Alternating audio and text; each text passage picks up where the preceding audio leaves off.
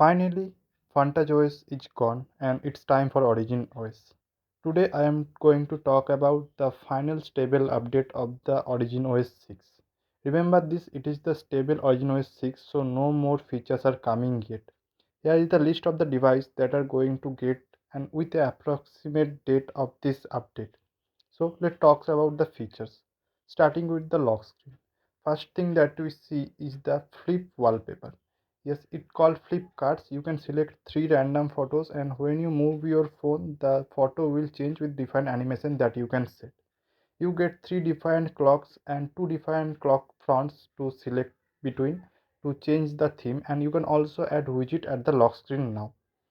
Now there are some other features that are not included here. You can check them in my previous video, but these are the main features that are highlighted and I'm going to tell you about the special features that are add on with this stable update.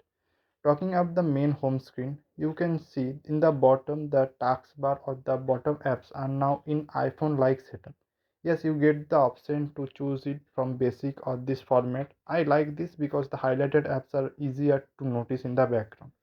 You can also resize the folders in every way possible from horizontal to vertical. Now there are two different styles for the notification bar. You can use the simple one where notification and the settings are stacked each other, or you can choose the split version where in left hand side you get the notification and in right hand side you get the control center. Now there are visual changes. Obviously the setting page in every section are defined from TouchOS. There are now additional features also. The one thing I like is the how restart animation comes in, and obviously dynamic island. So origin island has to come. It is here, but it is more practical. You can not only use apps here, but one thing I personally like is the drag and drop feature. If you select anything and press and hold it, the apps are shown in the taskbar from where you can directly share it to the app. Now, one thing to remember, there are some suggestions and you can add two apps extra to your addition. So there will be first two suggestion apps, later you can add two from your favorite. In the recent menu, there is now a new style like Apple, the stack style. The file manager app is now completely changed. It is a completely new app with little shortcuts included, so that's a good thing to have.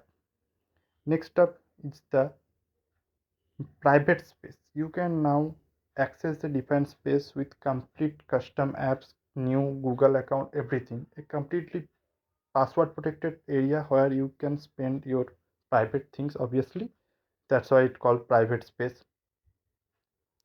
It is completely different from creating a new profile. That option is also there, but it is not password protected. But this personal space is actually password protected. In the animation you get new animation for charging, and if you are using the official vivo charger you can directly get the option for fast charging or standard charging from the charging animation itself. Now one thing I did not like is how there are still ads in the search bar, so you can definitely disable them, but it will be better if it comes disabled by default.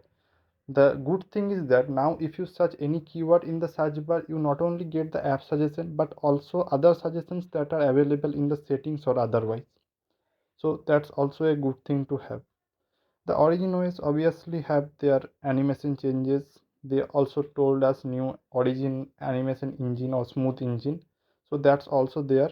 But there are little changes that are subtle and most people does not notice.